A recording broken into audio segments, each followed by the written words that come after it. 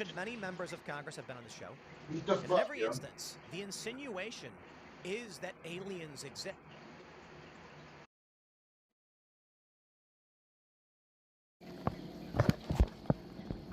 Now, for the past several years, there have been... We're only on to flip out my gun at the thing, see if there's an update that fucking is coming, and see if we got raided.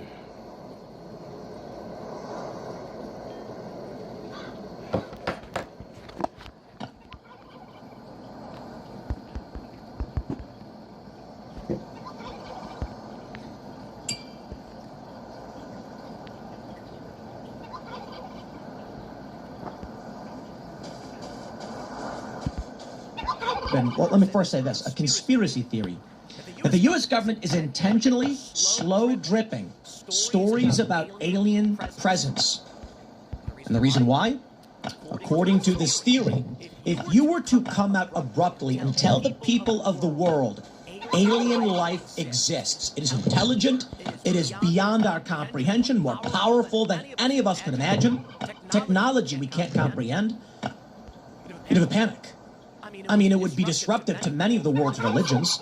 Many religions would view these as dark entities, as demons or jinn, some kind of monstrous entity that must be stopped. Would that be helpful anyway to us if this is just some kind of extraterrestrial life seeking to interact with us? So the story goes, they slowly release this, desensitizing us, boring us. That way, finally, when we do see a big UFO, we go, well, we've been hearing about this for years. At this point, they have dangled UFO disclosure and evidence in front of us for so long, we may be nearing a point at which people just go, okay, we get it already, there's aliens. They embed the story in people. Now, my friends, we've got news from PBS. Trump drops hints of what's coming in new batch of UFO files set for release. They say they're preparing to release some very interesting UFO files uncovered in this administration, generating a mix of buzz and skepticism. The president started stoking interest in the extraterrestrials in February, directing federal agencies to release their records related to extraterrestrial life and UFOs. Since then, he has built suspense with tantalizing updates, teasing an imminent release of documents never before shared by the U.S. government. We're going to be releasing a lot of things that we haven't, Trump said Wednesday at a White House event celebrating NASA astronauts. I think some of it's going to be very interesting to people. They say Trump has relished in portraying himself as the president who spills the secrets. In the first week returning to office, he ordered the release of records related to the assassinations of JFK, RFK, and Martin Luther King Jr. Disclosures revealed little beyond what was already known. In the build-up to the release, Trump said the American people deserve transparency and truth. Now, as he turns to the sky, the president has struck a similar tone, suggesting answers to decades-old questions may be on the way. His February directive on social media called for transparency around alien and extraterrestrial life, unidentified aerial phenomena, and unidentified flying objects. The first releases will begin very, very soon, he told supporters in April at a Turning Point USA event in Phoenix. So you can go out and see if that phenomena is correct, you'll figure it out. Even before this directive, the Pentagon was years into a process to declassify and release government documents related to UFOs, now referred to as unexplained anomalous phenomena, which is just the worst phrase ever. They may as well just put nothing. That phrase is meaningless. Strange things. How about that? Citing concerns over national security, Congress created an office in 2022 to investigate UAP and declassify as much material as possible. The office's 2024 debut report revealed hundreds of new UAP incidents, but found no evidence the U.S. government had ever confirmed a sighting of alien technology. A second report covering more recent sightings is expected to come soon. Now, before I read on, I'll make this point. It's the Cold War. It's just after World War II, when Roswell, New Mexico happens. What happened there? An alien craft, some say. Maybe. Considering we don't really have evidence of alien craft beyond that, maybe not. Perhaps the story is just the U.S. government was experimenting with technology to detect Soviet nuclear tests. And when people saw these strange materials, them being classified, the U.S. lied and just said, aliens, I guess. I mean, no, not aliens, weather balloon. One theory is that the U.S. intentionally wanted to create confusion around the crash to scare the Soviets. If it were true that the U.S. had gained access to alien technology, the Soviets would be in deep trouble if we ever went to a full-scale war. So perhaps we really were just doing long-range sensors high up in the atmosphere. Or maybe we really did encounter aliens. If aliens did crash land on Earth and survive and interact with human beings, what would they do? At the height of the Cold War, which wasn't immediately after World War II, but we're entering this, with a factionalized planet, any intelligent being would know our appearance here can destabilize your planet. Now perhaps aliens went and talked to the Soviets as well. Who knows? Maybe the fall of the Soviet Union was due to the aliens interfering and saying you must have global governance. I doubt it. You wouldn't need a Cold War if that were the case. Maybe alien contact was made, and the aliens said, we're not going to interfere because you are not a unified planet. If we come to any one of your countries, the aliens say, take us to your leader. The response is, which one? Because there is no leader. The funny thing about sci-fi is that many people have often interpreted like, the aliens come and they're like, the president is right this way. Sure. What if aliens landed in Saudi Arabia instead? I mean, Russia controls the largest landmass relative to any other nation. So who's really the leader? In which case, the aliens just say, we're not. We're going to watch, we're going to back off, and that's it. Now, here's the funny thing. You know, when I watch Star Trek, for instance, or other sci-fi, and they have universal translators, we find it silly, kind of. Universal translator, like, how come everybody in the universe speaks English? You get Star Trek, and the Dominion comes through a wormhole from where was it? Was the Gamma Quadrant? I don't know. And they're coming and meeting new races they've never met before, and they all speak English. And we roll our eyes. Same thing is true with Guardians of the Galaxy. Implanted universal translator. Silly, right? Not at all. Based on what we know now with artificial intelligence, the AI could decode any language or structure of communication nearly instantly. You gotta be able to get back your account that's in the clan.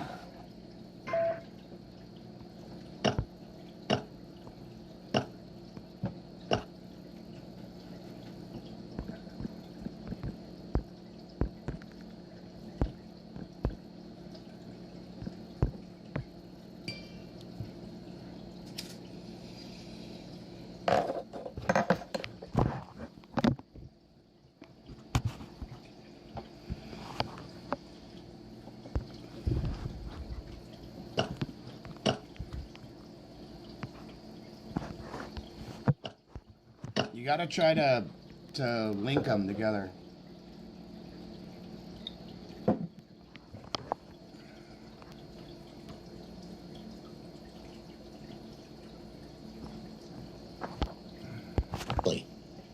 I mean, think about it. You don't need to input that much information to an artificial intelligence system to decode the language and begin to rapidly communicate at higher and higher levels. In fact, it probably would only take a few minutes, if that, if anything. So what would be a bit more realistic in these sci-fi films is if the alien first encounters the other person, he's got a universal translator, and the alien starts going glop, bleep, bloop, glop, bleep, bop, bloop, and then slowly starts bleep, bop, turning bleep, doop into English, and then they're no longer bleep, blooping because the AI has already decoded what is being said. The artificial intelligence in that universal translator can figure it out very quickly with only a few pieces of evidence. After a few statements, I mean, you look at any standard deciphering, you can find articles, you can find nouns, you can find verbs, and if the language doesn't use it, it will find intention based on the actions they're taking and the things they're saying.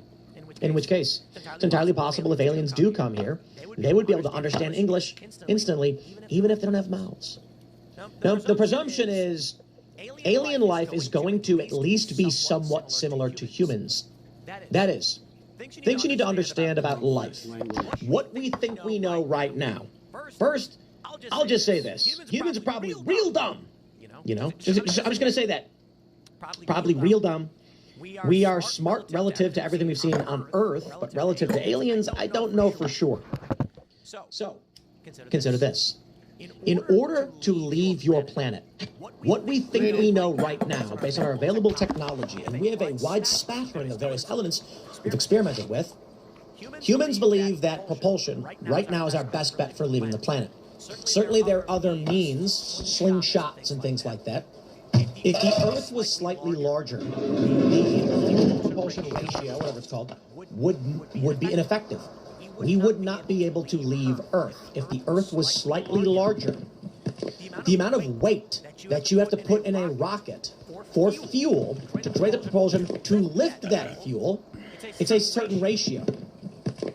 So, if the planet was small, it'd be easy. The moon, for instance, is easy to leave, but if it's too small, an atmosphere would evaporate. It'd break off into space. So you need a certain degree, a certain size, a certain density. The most important thing is the proper oxygen balance.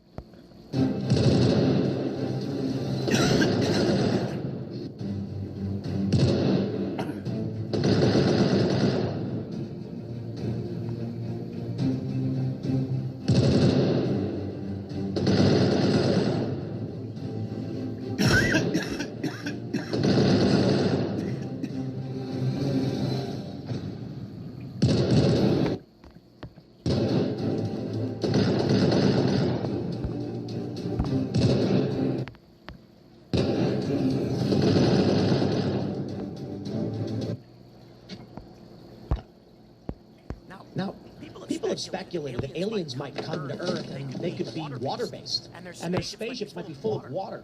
Doubt it. One thing to consider based on, again, what we think we know is to use electricity, to utilize it properly, you need the environment largely that we have. Not absolutely, there are certainly theories outside of this. But consider fire. For us to separate certain elements, create computer components, create wiring, you need to be able to harness fire to separate out elements. We can then create wiring. We can then create propulsion. What about intelligent life on a water-based planet? What the fuck? How would they produce propulsion? How would they manipulate elements underwater? It's particularly difficult. In our current atmosphere, it's actually fairly easy to do, which suggests alien life would have a comparable atmosphere to a certain degree. Probably a proper balance of oxygen to create fire so that they would be able to heat things and manipulate elements and compounds. There is a hypothesis that aliens may be very functionally similar to us, and that they would also need to manipulate small things. To produce complex machines, we have to get smaller and smaller in the mechanisms. So aliens might actually have opposable digits similar to hands. They may or may not have eyes or ears, point, but speculation is that they would come from some kind of similar atmosphere. Now I know, that's just one hypothesis, and there's many more. Could be totally different. Look at the robots. Maybe they have progenitors who came from different planets, Produce the produced robots the robots somehow, somehow, and those new robots actually did exist in a non-oxygen environment. Created new life? Who knows? Take a look at this story that just came out from April. From the Free Press. In April from the Free Press. The Admiral who says Atlantis is real and the aliens are already here. Question. Why are all of these stories popping up? What are the mystery of the disappearing scientists? Why are all of these stories happening in increasing frequency? Let me show you this one. This is my favorite story from the missing scientist conspiracy theory. Alan Rudd saying a NASA nuclear scientist was found dead in his Tesla after colliding with a guardrail, leaving his body so burned that he was completely unrecognizable.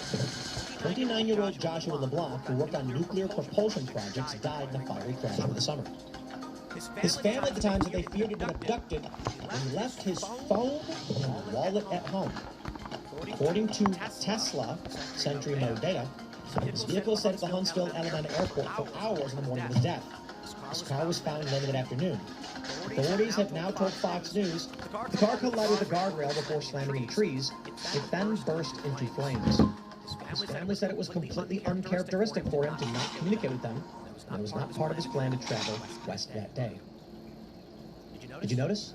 I've brought this up, so if you followed my videos, you notice. How many of you out there drive Teslas? Many of you, I imagine. I actually own 3. How many of you have ever accidentally forgotten your phone when you walked up to your car? How about that hilarious viral story where a guy's phone died and he couldn't get in his Tesla? Actually, can I look that one up? Man's phone died. Let's see, there was a funny story about this. Maybe I can find it and pull this up. That's a horrifying story. Guy trapped in Tesla car. No, I'm not interested in that. Yikes. It's on fire, please help me. The Tesla driver could not get out. Wow, that's horrifying. I'm not looking for that story. There was a viral story where a man said that he forgot his phone had died. He had his phone on him. Battery died, and he had no way to get in his car. Now, of course, I know. Everybody's got key cards. Do you use yours? No? So here's the story. This NASA scientist left his phone at home and then drove his car. Now that's uncharacteristic. Everyone I've told this story to who owns a Tesla says, I have the key card, but I often don't have it with me or I just never use it. I once walked to my Cybertruck. Me and the boys, we were going to get some food at the local diner. And I walked up and I pressed the button of the door and it wouldn't open. And I was like, what's going on? I went to grab my phone. I was like, I'll unlock it with my phone. Didn't have my phone. And I was like, oops. Couldn't even get in my car. I did not seek to pull out my key card. I went, I need my phone. So there's 2 big questions here. Why leave your phone at home ever? Who does that? More importantly, he left the phone at home, intentionally using his key card to drive his car? Sounds very strange to me. It just sounds very strange. I don't know exactly. I don't know exactly what's going on. What I can say is, many of these stories are popping up. From the Free Press. I've spoken to a lot of people who try to figure out what everyday Americans should make of the UFO phenomenon. Most of them try to hedge a little bit and say, we need to wait for hard evidence before we make any firm conclusions. But retired Rear Admiral Timothy Gallaudet is not one of those people. A man with serious credentials, a graduate of the United States Naval Academy in Annapolis, Maryland. He is the former head of the Naval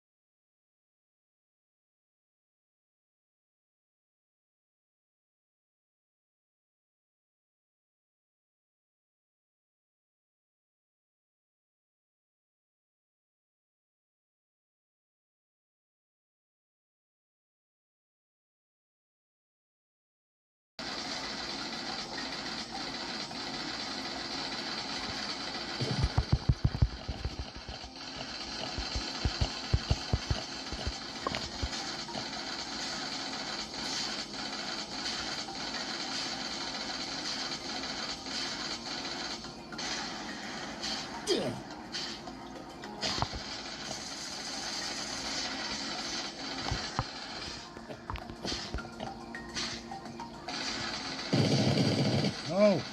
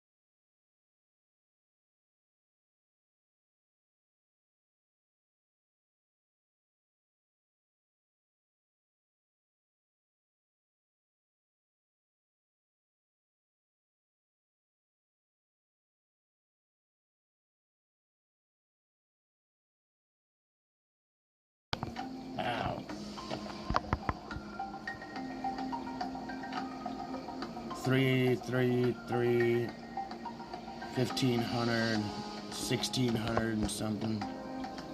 It's around 18. Actually, it's around 1800. Wow. Hell yeah. So let's sacrifice. Without a vibrant stop, it would result. Everybody wants to be models, singers. I'm 10, and you have to treat me like that. This is the situation we got going on. Woo!